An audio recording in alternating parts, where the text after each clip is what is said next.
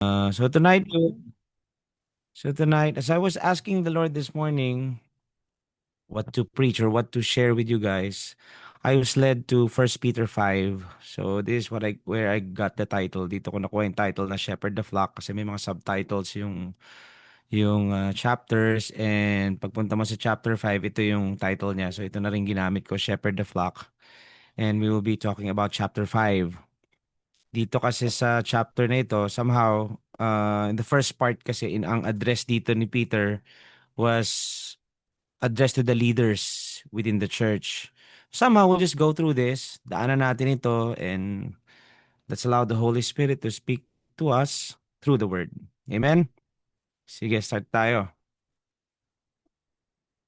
Start tayo sa chapter 5, verse 1. Sige, I'll start here in verse 1. It says here, there you go, the elders who are among you, I exhort the elders who are among you, I exhort, I who am a fellow elder and a witness of the sufferings of Christ, and also a partaker of the glory that will be revealed. So dito pala makikita natin dito paano inopen ni Peter that he was addressing the elders. And when we talk about elders, the word elders, syempre it consists of the pastors, the bishops, the deacons. And may isa pang kailangan natin pansinin dito, kung paano niya pinakilala din yung sarili niya. Yes, he was speaking to the elders, pero sinabi niya rin that I myself is also a fellow elder. So, dito pa lang may somehow meron na tayong pangahawakan, no? Kasi yung sinasabi ng iba that Peter daw was the first pope. So, dito makikita kaagad natin na no, he was a fellow elder. Amen, there was no mention of pope here. So, ang sinasabihan ni Peter dito is yung mga elders. In other words, parang yung opening niya rito na sinasabi niya at pinapaliwanag niya, introduction niya rito na kayong mga leaders, kayong mga elders, you have special responsibilities to the church. And nakalagay rin dito sa, the word elder, actually yung word na elder, this came from para lang meron tayong background, yung salitang elder. This actually came from, it came into the church from the Jewish culture. So nagamit ito sa mga Jewish nations kasi leaders noon were called elders. Kita natin yan all throughout the book of Exodus na pagka-lead na siguro pag siya mo aaso, kailangan matanda yan o mga 70 years old yan. Man, you grow in wisdom and in stature. Pero yung elder dito actually means maturity and wisdom that an older person should have. So it's not just based on age, pero yung maturity and wisdom ang meron yung mga elder. It doesn't necessarily mean na basta matanda, elder na. Kasi kung ganon, di pwede palang gawin natin pag sa isang church or isang grupo o isang ministry. O sige, tipunin nyo yung mga 70, wala kasi tayong elder. Saan na ba yung mga 70 years old dyan? Yung mga 60 years old dyan? So pwede mong gawin. O tipunin na, may mga elder na tayo. So hindi naman din ganon. So hindi ganon ng pag-ano ng elder.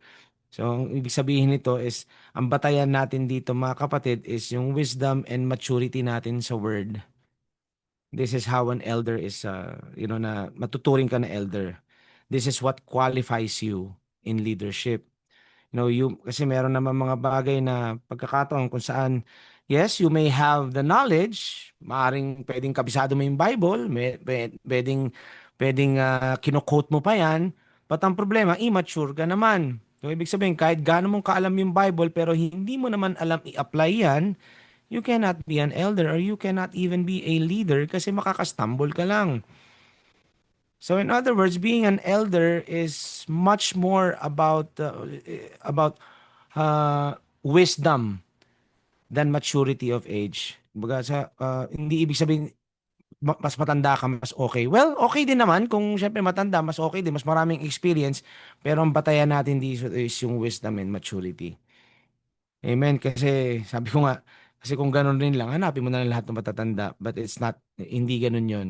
Amen. So after addressing them, nakalagay dito, katulad sabi ko nga sa inyo kanina, pinakilala niya yung sarili niya rin dito as fellow elder.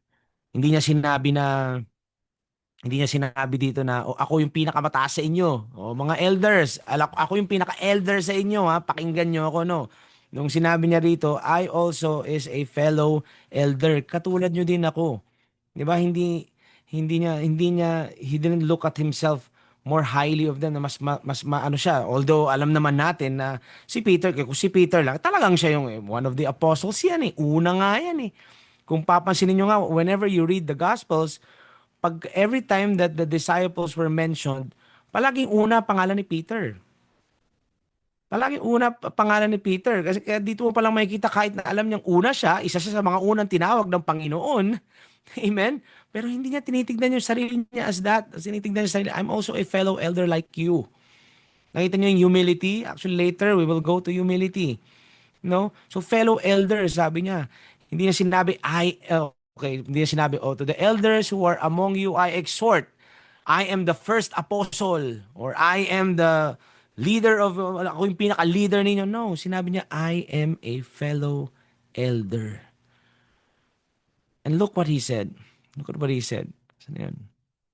Sabi niya rito, a partaker of the glory that will be revealed. Amen? And also a partaker of the glory that will be revealed. Alam mo bakit? Nakita niya eh. Remember the transfiguration? I believe ito yung tinutukoy ni Peter dito eh. Nakita yung transfiguration, nakita niya na yung makikita pa lang natin. And then he says, yung sinabi niya, actually, nauna to, and I am a fellow elder and a witness of the sufferings of Christ. Guys, witness siya eh. Isipin mo, witness na siya. He's one of the first apostles. Kasama niya si Jesus, hindi niya tinignan yung sarili niyang pinaka-leader, hindi niya tinignan yung sarili niyang pinakamataas sa lahat. Pero tinutukoy niya rito, ako na witness ko ang bawat suffering ng ating Panginoong Hesus. Remember, nandun siya sa Garden of Gethsemane kung saan hinalikan ni Judas si Jesus, tapos nagkaroon ng arestuhan, nagkaroon ng syempre, doon pa yung may mga tenga pang na hiwa, di ba? Meron pang inattack si Peter doon. Andun din naman siya. Kung may sufferings of Christ na daanan, nakita niya eh. He was also there. Well, it was, maybe it was not mentioned kasi alam naman natin medyo nagtago na siya. Pero I truly believe na si Peter nandun pa din. Sumisilip siya. Sabihin na natin, maybe from afar, maybe nandun siya sa courtyard nung trial ni Jesus. Maybe andun siya. Kasi alam naman natin, dinanay niya si Jesus. Nagtatago siya ng mga oras na yon. Pero I'm sure nakita niya pa din yan. So na-witness niya every suffering of Christ. So nandun siya sa priest hall, lahat ng mga pag-whip sa Panginoon, lahat ng pag-mock sa Kanya, even when He was on that cross, I believe nakita niya rin yun eh. Even at a distance. This is why He said this, I am a witness of the sufferings of Christ. In other words, if I am to translate this, kung itatranslate ko to sa ating wika, sa Tagalog, parang sinasabi niya rito, dito pa lang sa introduction niya dito sa letter na ito, parang sinasabi niya, kayo ang mga leader ng mga taong naniniwala at tumatanggap sa Panginoon at dahilan ng kanyang pagdurusa. Nakuha niyo, parang kayo yung mga leaders, ini-exhort ko kayo ngayon, I am also a fellow elder. You have to understand and you have to know na alam niyo po ba na yung suffering ng Panginoon ay para dun sa mga tao na nililid ninyo. Yes, of course, para din sa kanila yun, pero parang ito yung exhortation niya dito. Amen? Kasi sabi niya, I saw how He suffered. And yung suffering na yun, He suffered for these people na nililid ninyo. The ones you are leading.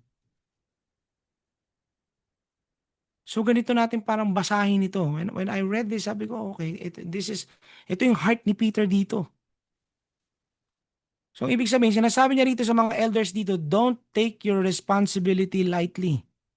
Like I, for instance, as a leader and a pastor, ito ang bit-bit ko eh. Ito yung puso ko araw-araw.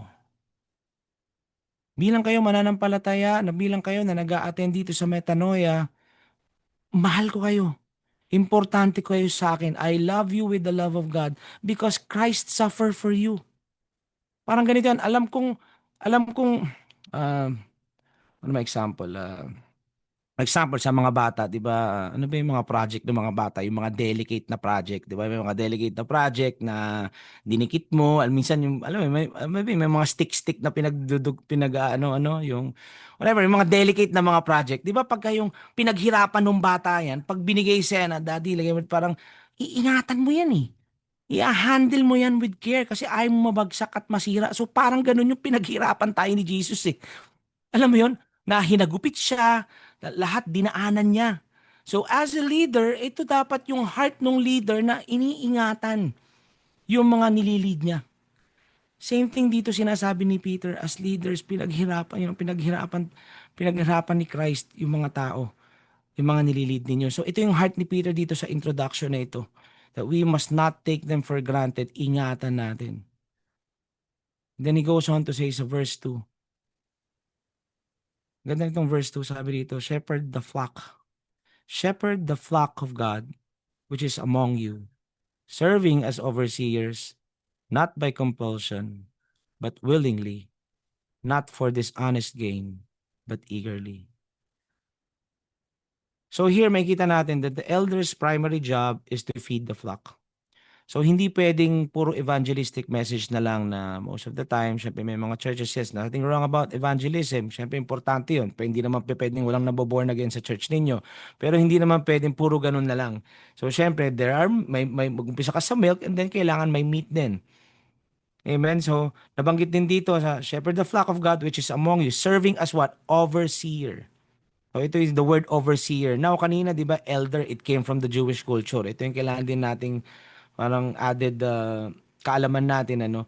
Yung kung kanina yung elder came from the Jewish culture. Ito namang salitang overseer, it came from the Greek or Roman culture naman. It simply means someone who watches over people. It's where we got the word bishop or episcopal. Diyan galing yon. Someone who watches over. And then it says, shepherd the flock of God, which is among you, seeing as overseers, not out of compulsion na, anong ibig sabihin nun? Na hindi ka napipilitan na as a leader or as a pastor, na ginagawa mo ito, hindi ka napipilitan lang. You must be willing. You must have the heart to serve. Ang motivation mo dapat love, yung hindi yung isa kasi nangyayari, yung motivation ng iba, kasi nandyan na lang, kasi itinalaga ka dyan. Kung hindi naman tinalaga ka dyan, kasi syempre nandyan yung sweldo, may sweldong ganyan. Actually, kami when we go to conferences at na-invite kami sa mga ibang places, and minsan may mga nakakausap din ako mga pastor, most na problema ng mga pastor is burnout. Hindi nila naman namamalayan na madalas na lumalabas sa kanilang mga bibig is puro reklamo na. Hindi nila namamalayan yan na dapat daw intindihin nyo naman yung mga pastor. Actually, dapat kayo mga pastor yung maintindihin kasi yung karunungan ng Panginoon nasa inyo eh. Talaga ano na yan sa tao eh. Pero dapat nandiyan na yan sa inyo. Kasi why? Eh, Even Jesus came not to be served but to serve. So, importante diyan kaya bilang pastor kasi sinasabi diyan eh kung simple lang yan eh kung napapagod ka, as a leader, kung may pastor na napapagod, you can stop. Di ka pinipilit ni God. We need to serve out from an overflowing heart. Kasi hindi tayo kailanman makakapagbigay nung tingin natin ubos tayo. So kailangan punong-puno tayo, nagsasalin lang tayo. Sinasalin lang natin yung pag-ibig ng Diyos. As a pastor, ako mismo, as a pastor, when I serve, there should be joy. Yes, of course, may mga challenges, may mga trials, may mga attacks yan, pero, in the midst of it, may joy ka sa puso mo, may peace ka sa puso mo, kasi alam mong we are more than conquerors in Christ. And, hindi rin naman talaga biro maging leader, but, may mga challenges, may mga attack, but God is our deliverer and our strength. And then it says here, not for dishonest gain, but eagerly. So, nabanggit ko nga kanina, not for gain. Nabanggit ko kanina, yung iba kasi nandyan na lang just because of sweldo, as a pastor, if it's, sa akin, if it's really the calling na maging pastor ka, kailangan handa ka ng walang sweldo eh. Alam mo yun, na minsan kasi parang iba, pag nagtapos ng degree, and then okay, mag-apply. Nothing wrong with that. I'm not against that. Di ba? Pero importante, tama yung ating puso, in accepting that call. na kung talagang para sa yun. Kasi si God naman God naman talaga ang magte-take care sa iyo at hindi yung it's not really the church or the people but God. Because specifically us, kami ni Brother Ron dito, wala naman kaming sweldo rito. This ministry actually is an avenue for us to give. That is why yun ang nagiging problema sa iba kasi nagiging trabaho sa mga pastor ito kasi nagiging sweldo na lang. If I may share, I ministered to a pastor once and then he was, was caught up lang. Minsan may pagkakataon kung saan nandun siya sa church kasi nga may sweldo lang. Di siya makaalis because of the sweldo kailangan. Until the Lord revealed to him na I can take care of you. Nagkaroon siya ng revelation na gano'n, na oo nga, parang na-bound siya doon. Alam nyo, dumating yung point na kung saan he resigned from that church pero he's still in that church because he resigned na yung sweldo hindi niya na tinatanggap. Tapos mas may freedom na siya ngayon and sobra yung blessing niya ngayon. Why? Kasi nagbago yung heart posture niya. Nagbago yung heart posture niya at nakita niya na oo nga, si God ang source ko at hindi itong mga tao, hindi itong mga elders, but si God. So nakalagay rito, if you are pastoring for gain, yun na nga yung dishonest gain, but eagerly dapat. Amen. Kasi nga, if you are pastoring for this gain lang, then di ba sa banggit sa, maalala ko sa John 10, remember sa John 10, hireling ka lang. Amen. Now, linawin ko lang, hindi ko sinasabing lahat ng may sweldong pastor, hireling na. Baka i-quote nyo ako. No, hindi ko sinasabing gano'n. It's just that, parang nangyari kasi niyan, parang wala lang, ginando ka lang para sa trabaho. But it's not that. Kailangan nandun ka because of your love for God and your love for the people na naging dahilan na pinagbayaran ng Panginoon. Amen. Let's just move forward. Let's go to verse 3. Verse 3. Atras.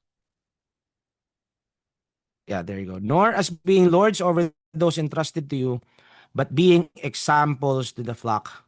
Here, elders are to lead by example. Remember, sabi ko, nabanggit ko rin kanina, Jesus said that, remember, Jesus said that the Son of Man came not to be served, but to serve and give His life as a ransom for many. Si Jesus mismo, led by example. Remember, Christ died for us when we were still sinners. Di ka naman niya hinintay na magbago muna bago kanya pinatawad. Pinatawad kanya muna. So ito yung pinakitang example sa atin ng Panginoon. Nahauna siya. Hindi mo pwede ipagawa sa iba yan kung hindi nakikita sa'yo. Amen? Alam niyo yung word na example dito na ginamit, it implies as ang meaning niyan is like a stamp or a scar. In other words, it's to have an impact, parang tumatatak sa tao. Nakita niyo, tumatatak sa tao, being example to the flock. Kumbaga yung ginagawa mo, tumatatak sa tao.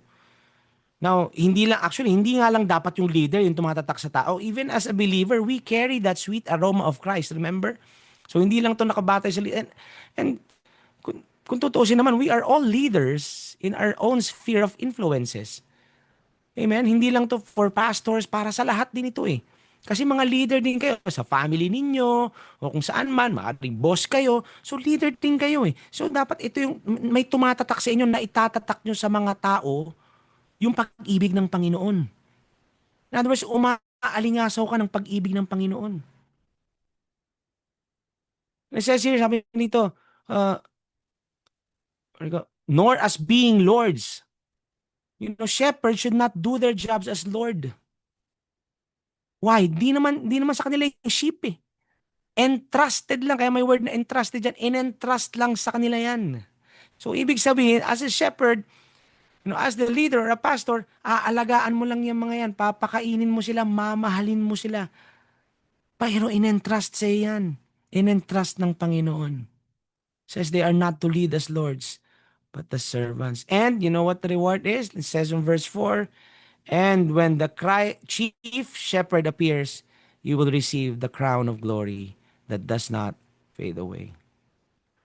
Now here Peter says the chief shepherd is Jesus Christ. Na reminder din ito na sinabi rin ng Peter dito with this verse na yung pastor is not the chief shepherd. So as your pastor, I am not the chief shepherd.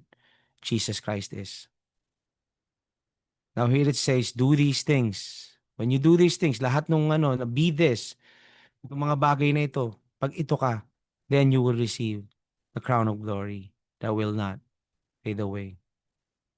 So as pastors and leaders, ministers, servants, and everyone who serves in the ministry, kasama kayo dyan eh.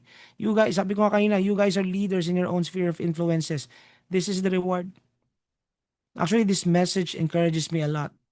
Sabi ko nga, I just picked a chapter this morning and somehow the Lord led me to this chapter. And right now, habang nyo, hanggang ngayon, dinadaanan ko, habang ina-explain ko, I get more encouraged by the Lord. I praise the Lord. At hindi lang para sa akin to, I just want to tell you, para sa inyo tong lahat, mga kapatid. Because your labor is not in vain. God sees you. Yung mga bagay na akala mong walang nakakakita, God sees you. And yes, you get rewarded here on earth. You are blessed already with every spiritual blessings in the heavenly places, yes. Pero ito ang totoong reward when the chief shepherd comes.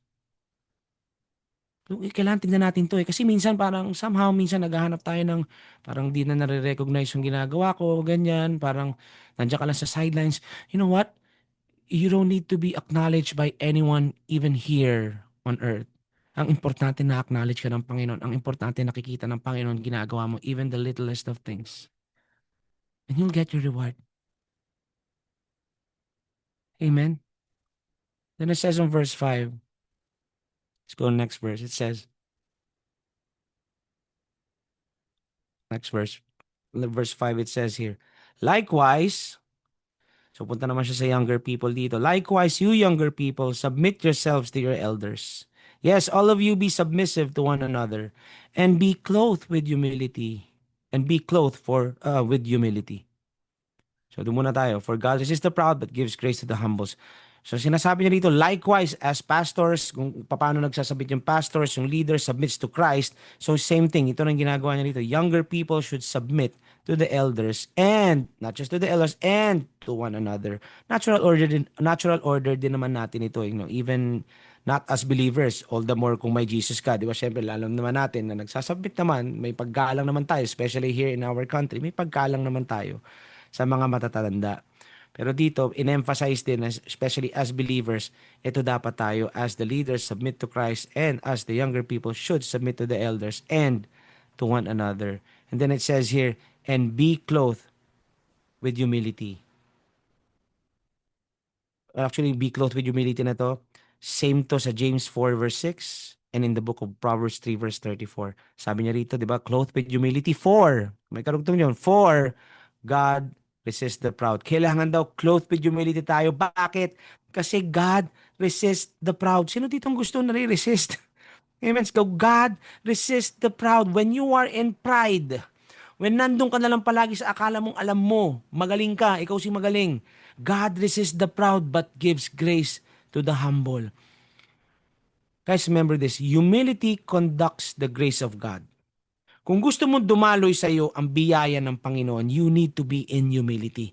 Parang tanso yan, parang copper yan sa kuryente. Kaya dumadalo yung kuryente, kaya dumadalo yung grace. And you know what? Alam mo kung ano yung goma? Alam mo kung ano yung goma na tumitigil doon sa kuryente?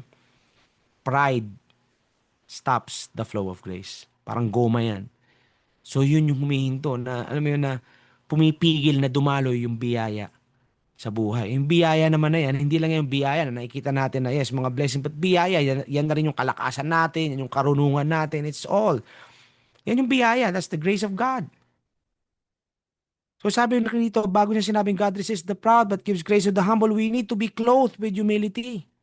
Yung word na clothed dito was derived with sa word na kombos. It means a strip of string or loop fastened to a garment.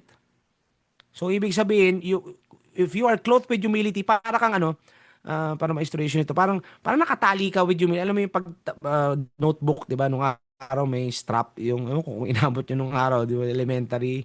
Kung nauso yung parang bookbinder or strap lang ba, pinagsasama-sama yung libro. Pero parang yun, dapat daw naka-clothed ka, yung nakatali ka nakatali ka ng humility. Kumbaga, yung humility is what keeps you together. Yun yung tali mo, parang ayun ka. Kaya buo ka. So when you are in humility, we follow God.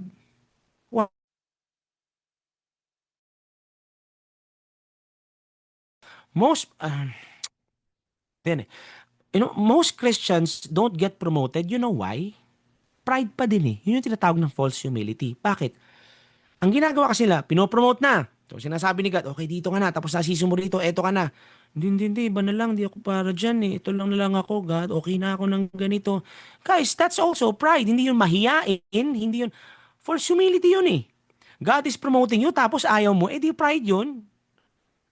Nakuha nyo, true humility is you need to be able to do what God wants you to do or to go where God wants you to go.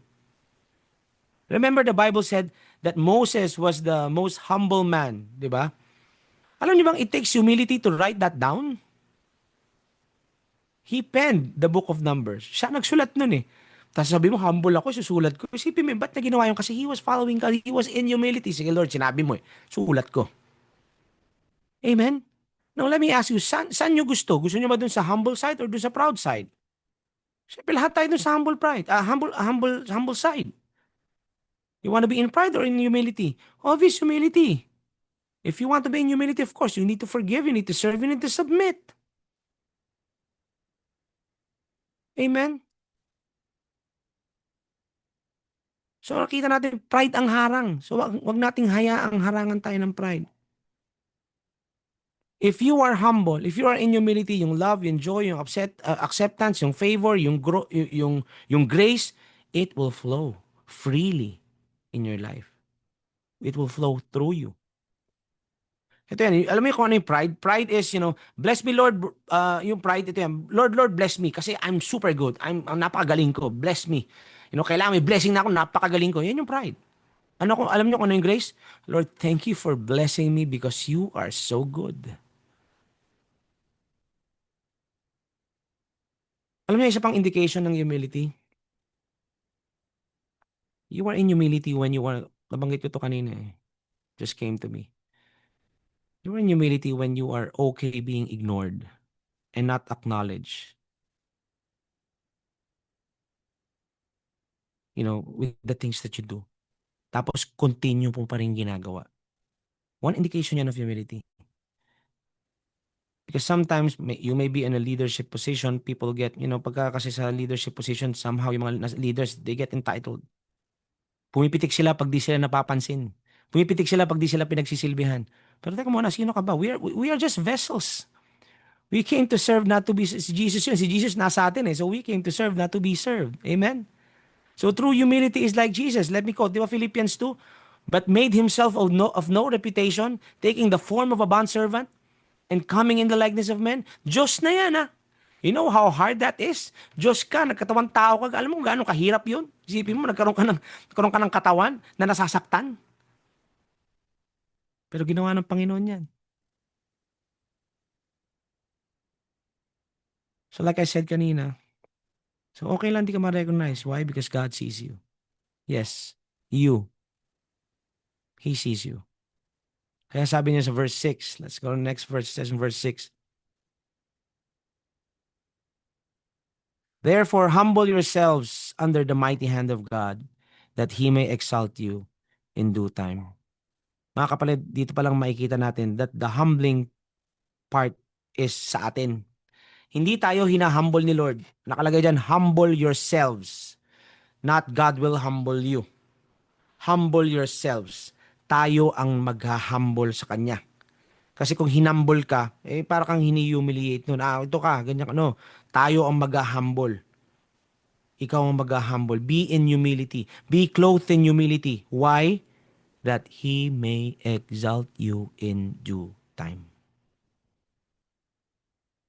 There is a timing for everything. Di naman natin minamadali ang mga bagay-bagay. So dagdag ko lang din, being humble is also being other-centered than self-centered. Kasi yung pride, self-centered. Humble ka, other-centered ka, iniisip mo yung iba. Kaya yung nagsasabi ng, ganito lang ako. Ganito lang ako eh. Ito lang ako eh. Someone who puts himself down is also self-centered. The person who walks around who hates himself is self-centered. Nakatingin siya sa kaya niya lang gawin.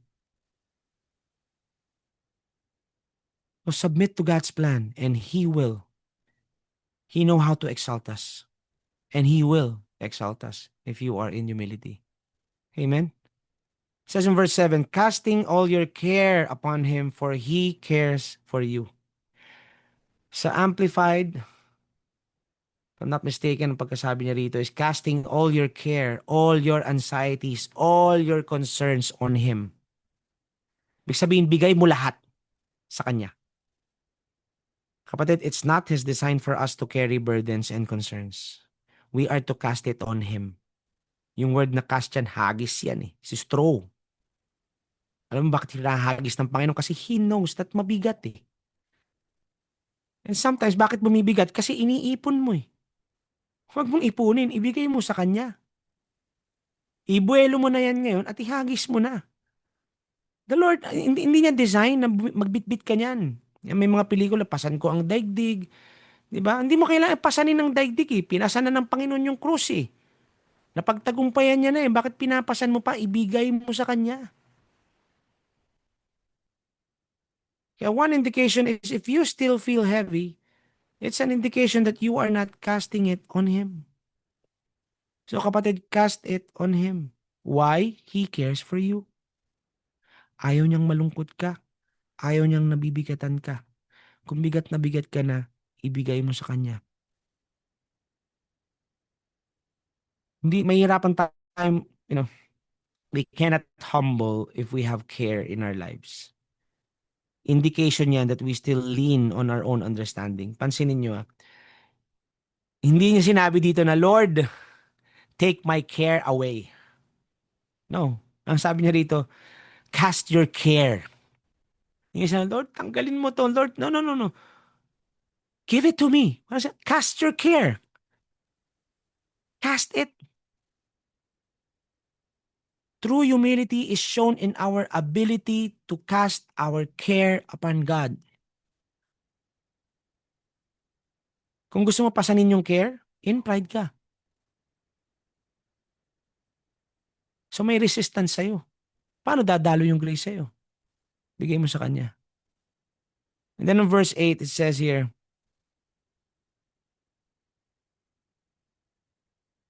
be sober, be vigilant, because your adversary, the devil, walks about like a roaring lion, seeking whom he may devour.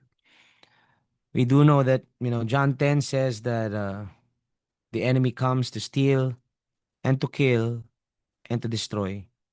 Guys, ang kaaway, walang ibang gustong gawin niyan kundi manira, magnakaw, pumatay. Minsan papatayin niya yung gana mo, nanakawin niya yung oras mo, sisirain niya yung pamilya mo, sisirain niya yung tiwala mo. Yan ang gustong gawin ng kaaway eh. So lahat ng pwede niyang suutan, susuutan yan. Lahat ng pwede niyang singitan, sisingitan yan. This is why we need to be always grounded in the Word. Not just grounded in the Word, but grounded with fellow believers and accountability. Kasi kung nawawalan tayo niyan, doon tayo nasisingitan ng kaaway. Be sober. It means be sober. Be self-controlled. Be alert. Yung vigilant, it means be watchful. Kasi vigilant, be watchful as if you are in a battlefield. May nakita ka na bang sundalo na nasa frontline na, alam mo yun, nagkakakanta lang? No, pag nasa frontline yan, talaga alisto yan. Nakatingin, o teka, meron yata doon sa kanan, meron yata doon sa kaliwa, alisto ka. So sabi dito, be vigilant. We need to be on guard. We need not to be so overconfident at times. Kasi minsan pag sumusobro na yung, there's nothing wrong about confidence in Christ, ha? Pero pag yung confidence mo nandun na sa alam mo at nandun sa kaya mo, doon tayo nagkakaproblema. Doon tayo nasisingitan. You can't be, sabi ko, you can't be goofing around, pagulo-gulo ka dyan habang, hindi eh. Kailangan alisto ka. Be watchful. Yes, may time na mag-relax, pero may time that you need to be discerning. You know when something's wrong and you don't just brush it off. You seek the word. You seek the guidance of the Holy Spirit. If you see that something's wrong, you need to do something about it. Hindi mo basta iba-brush off lang yan din. Diba? No, no, no. You need to be vocal about this. You need to, kailangan may gagawin ka rito. Amen? Be vigilant. Kasi bakit? You know why? He's seeking someone that he can devour. Eh. Naghahanap ng kakainin niya, naghahanap ng kukulitin niya, naghahanap ng tatakutin yan. So yes, may confidence tayo kay Lord, pero we need to be watchful. There are dangerous scenarios that seems harmless, pero madaming natutuka at nasisingitan ng kalaban. Guys, walang acceptance dyan. Kahit gaano kang katagal, pag off guard ka, masusutan ka. So let us be watchful. Why? Because the fake lion, we know that the original lion is the Lion of Judah. But itong si Satan, fake lion yan eh. Toothless na yan eh. But naghahanap pa rin siya ng someone to devour eh. Devour with his lies. Puro panakot lang naman ang gagawin yan. Kaya lang pag natakot ka, that's when you start to make bad decisions. That's when you commit mistakes. In fear ka na eh. So you need to watch out. We need to watch out for the fiery dart of lies. Huwag tayong papasingit dyan. Take up the shield of faith all the time. We need to be renewed in the word. Make sure you have the helmet of salvation on. That you know that you are the righteousness of God, that you have a sound mind, that you might know rescued na yan. Kailangan renewed palagi yan, na alam mo that andyan ka, kasama mo ang Panginoon, hindi ka niya iniiwan, hindi ka niya pinababayaan. Kasi the moment that you feel na sinabi ng kaway, tingnan mo ginawa mo, you made a mistake, you sinned, wala na si God sa'yo. So wala na, lalayo ka na. Yun ang gusto ng kaaway. Yung palayo ka ng palayo. There was once a testimony that I heard from a pastor na yung parang yung nagsasafari na nasa vehicle daw sila. So, di ba safari yung dadaanan mo yung mga animals sa labas and then may mga lion. Pag nandun sila sa vehicle, sa loob ng vehicle, kasi protected yun, hindi sila inaano ng lion. Parang sanay na yung lion na pag andun yung tao, hindi nila pwedeng galawin. But somehow, merong isang tao na bumaba, nagpicture, ayun, kinain, na disgrasya. So, anong lesson dun? As long you are in Christ, guys, Satan cannot touch us. But the moment that we stand on our own understanding, on our own might, we are easy prey. Never be too overconfident. Ang confidence natin na kay Christ lang. Amen. Now, bigyan ko lang ng emphasis ulit yung roar. Alam niyo bakit? Kasi sa totoo lang, yung roar, ang kaya lang niyang gawin, lalo yung roar ng kalaban, is just to scare us. Hanggang roar lang siya. Is to instill fear. And the moment that we walk in fear, that's when we slip. At yun ang inaabangan ng kaaway. So never fear. Be strong and good courage. Wag na wag, do not fear. Amen? And guys, don't be too relaxed na nakatingin ka sa masasama lang kasi inisip na, roaring lion, si Satan yan. Wag ka rin. We must always be discerning. Remember, Satan also dresses himself as an angel of light. He may seem glorious at times. Maybe he seem medyo attractive pa yan. Pwedeng nagbabasa ng Bible yan. Satan can even quote scriptures. So guys, be alert. Lahat ng pwedeng disguise that he can put on, gagawin yan. And you won't be able to see this if you are not grounded in the truth. Like I said earlier, we also need to be grounded with the brethren. Kasama, accountability, importante yan. Kaya sabi niya sa verse 9, resist him. Resist him. Actively resist or stand against. Be steadfast in faith. Resist him. Against the temptation, against the lies of the enemy. Hindi mo pwedeng, kasi yung resist him, pag sinabi mo actively resistance yan, hindi pa pwedeng, sabi mo lang, hindi, okay lang yan, steady lang yan. Hindi mo namamalayan, yung pag sabi mo ng okay, nagiging passive ka na pala. Parang hinahayaan mo na ginagawa niya sa'yo. May active resistance ka dapat dyan, hindi ka pumapayag, huwag mong tanggapin. Hindi din resist yung, please, layuan mo naman ako. Hindi resist yun. Palayasin mo. Amen? Hindi mo palayasin, alisan mo.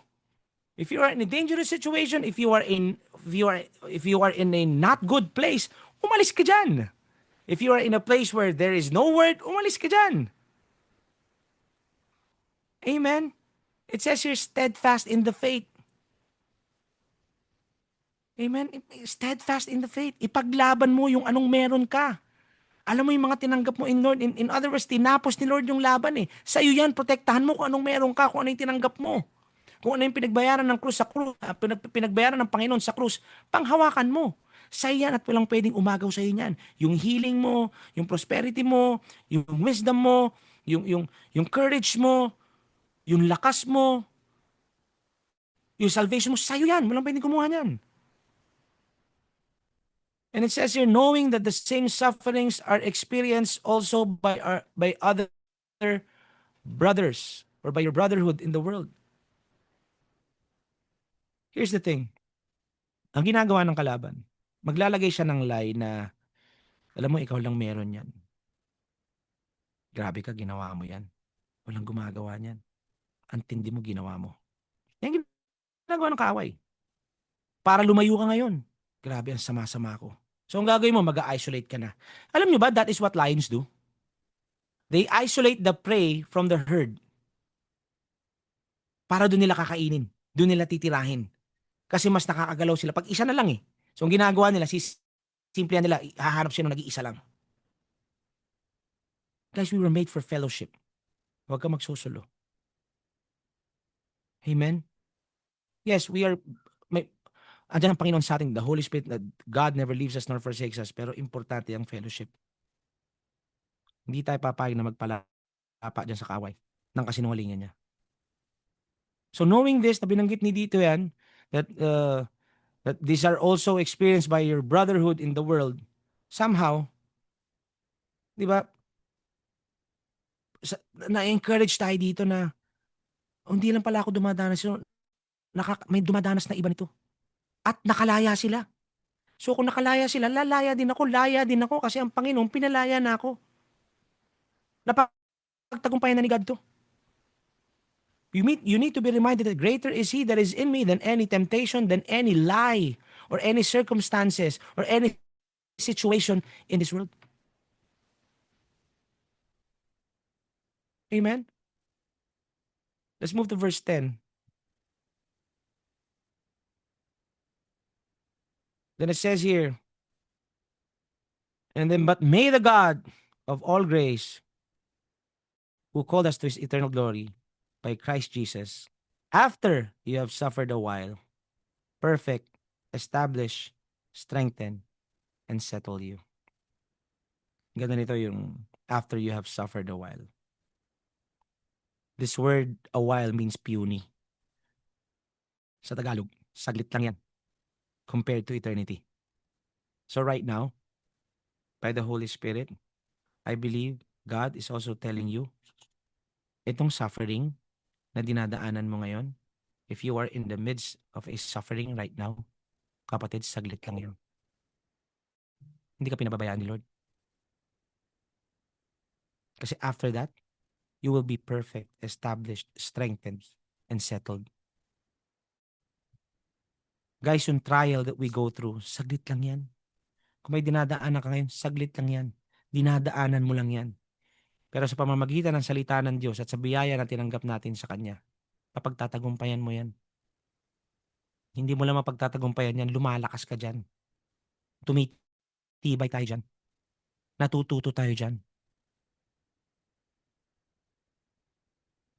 Yeah, here we see there's suffering talaga. May suffering eh. It's not God's will. Hindi siya ang nagbigay ng suffering na yan sa'yo, but He is able to use it for our good. So every suffering, this world and the enemy na ibabato sa'yo, I tell you, it's just for a while. Because what the enemy meant for evil, God can always turn it for good. Yes, may mga suffering, may mga tribulations, may mga darating. Pero stronger ka na eh. Mas marunong ka na. Nasaktan ka noon, alam mo na ngayon. Medyo sumablay ka noon, alam mo na ngayon. Yung weakness mo noon, naging strength mo na ngayon. Amen? Ito na yung meron tayo. So guys, yung suffering is just a while. Pero nagagamit ng Panginoon yan. Hindi tayo pinababayaan ni Lord. Yung wisdom matatanggap mo. So right now, I even declare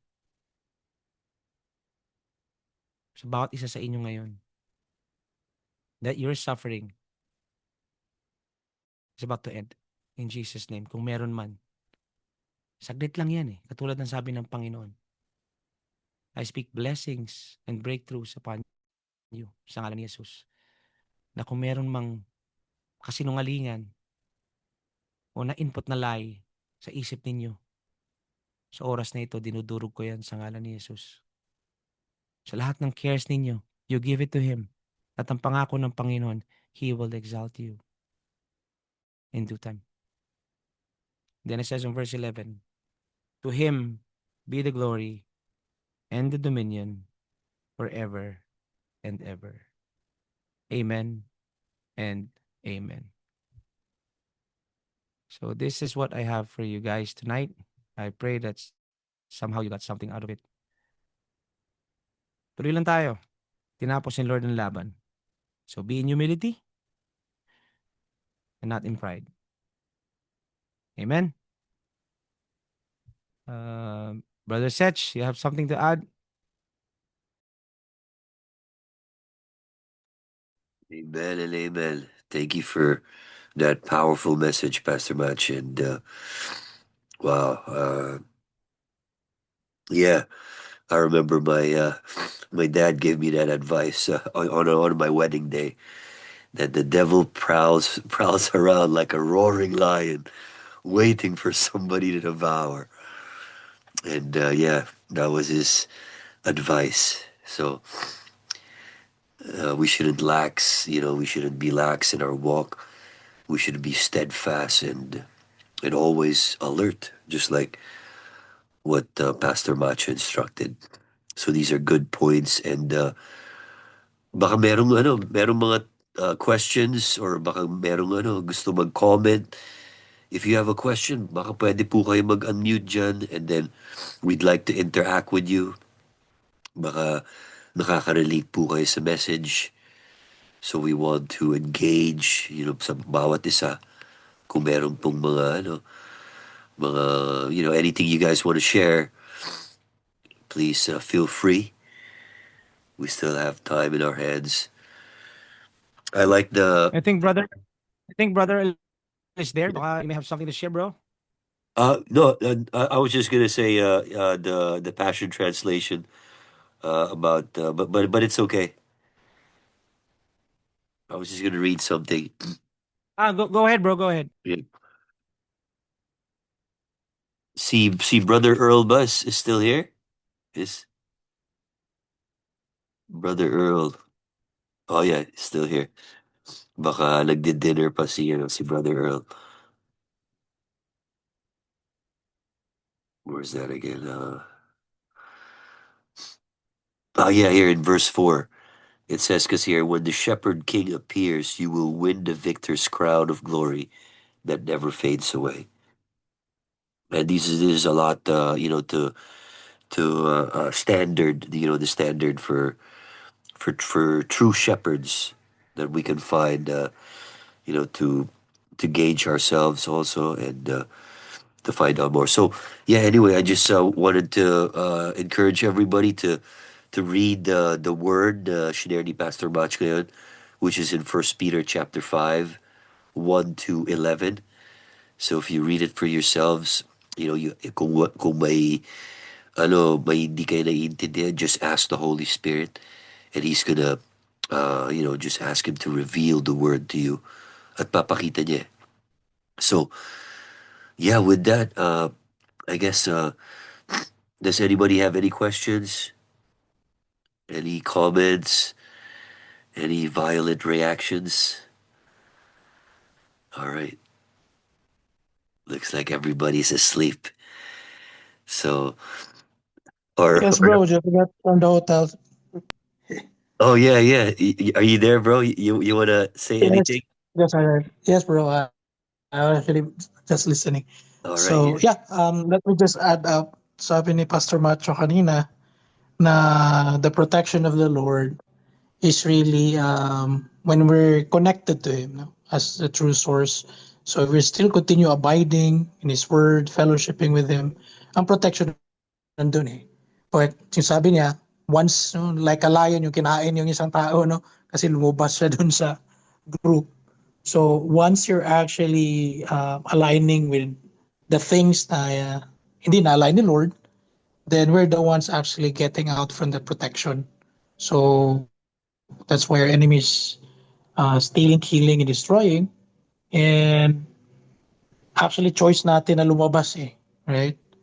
But it doesn't mean that pinapabayaan lang tayo ni Lord, but it's still there waiting for us, no? May protection din, but since hindi niya ma-override yung free will natin because we chose to really um, be, to make this mistake, no? To make this wrong decision na hindi align sa kanya.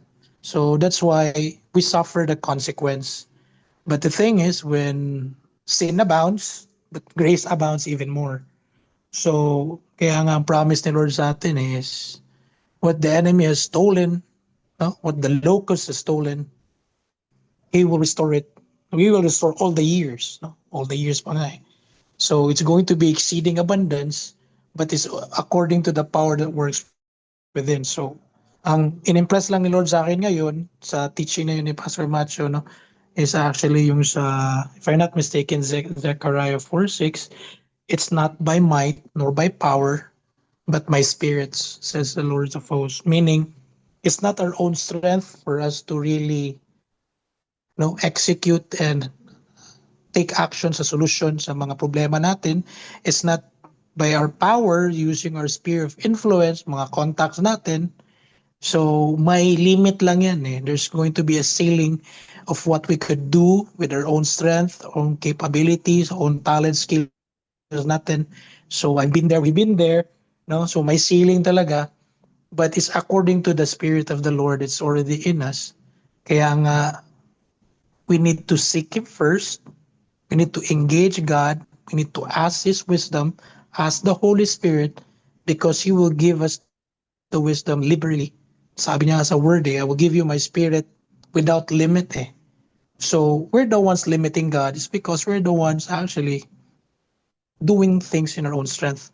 But there will always be grace pa rin, no? Na hindi ka masisira talaga totally. But if we continue, no? We're not turning back to the Lord. We're not, yung sabi nga kanina, when we don't humble down ourselves, kasi humility talaga is really like sabi ni Pastor Macho, it binds us together with the power of God. It binds us together like a fellowship, a relationship, na yun talaga yung parang string natin sa source eh. So once we operate in the spirit of pride, no, hindi na tayo nakikinig, we stop actually listening to the Holy Spirit or meditating on His Word, getting answers sa Word niya, and getting clear understanding, engaging the Holy Spirit about your situation, kung anong flow nito, anong leading ng Holy Spirit. And if we just act on ourselves, then basically we're gonna stumble, no? Kasi we're not meant to live this life alone. Sabi nga, Christian life is really hard to live. It's difficult, but it's really impossible without the empowerment of the Holy Spirit. That's why our Holy Spirit's job is to really the one who guides us, to teach us, to really help us see all things, no, in advance. Kasi kikita yan ni Lord eh, but He will not force us to do that. But it comes to really humbling down ourselves kasi doon talaga yung grace eh. God opposes the proud but gives grace to the humble. So, nagtuloy-tuloy na ako, no, sorry. So, I think that's it now. So, yeah, praise God. So, it's a Thanks. really great reminder for all of us. Thanks a lot for sharing your inputs, Brother Earl. So yeah, praise God for just giving us this time and the message. Pastor Macher, do you have any announcements you want to share? Wala naman, ano lang, Saturday service, see you guys Saturday service, and mga dates ng ano, ito 22 to 25 will be in Osamis for a conference. So that's it for now. Wala akong masyadong ibang schedule Okay. na. All right. So don't forget Saturday service in Ayala 30th. Usually I think it starts at 7 or 6 p.m. ng gabi. So Bro, we usually start at 6:30. 6:30, yeah, 6:30. So yeah, praise God for everybody here. So I praise God for each one of you guys. So if that's, man, I pray you guys were blessed by the message. So, does anybody have any prayer requests? Anything you want to agree in faith for? Meron ba? Meron po bang mga prayer requests? Baka meron po concerns? Anything you guys want to believe for together? Like this is a room of agreement. Okay, maybe not. So maybe I could just close in prayer. So with that, let's just close in prayer. So, Panginoon, we just come before you to praise you, Lord, to thank you for this time. Thank you, Father, for, Lord, the message. Thank you for reminding us, Lord, uh, giving us instruction, encouraging us with your word. And I pray, Father, that you just quicken our hearts, Lord, with your purpose and fill us, Lord, that the fellowship of the saints will never run dry. It will continue to flow and come to life. We thank you, Father, for the renewing of our minds and addressing the issues of our heart, that we may walk in the fullness of all you have for us. Holy Spirit, I pray that you speak to each one, reveal your word to us, and help us see, Lord, what you see in each of us. We praise you, Lord. We thank you, Lord, for this time, for this day. Thank you, Lord, sa bawat isa na dito ngayon. I pray that you bless them, keep them, make your face shine upon them, and be gracious to them. And I pray that your countenance may turn towards them and give them peace in everything that they do. In Jesus' name we pray. Amen. Amen and amen. Thank you, everyone. God bless Amen. you. Amen. Thank you, Thank you, everybody. Pastor Matt. Thank Thank you. you Good po. night. Parang nawala yata yung recording. Ayun.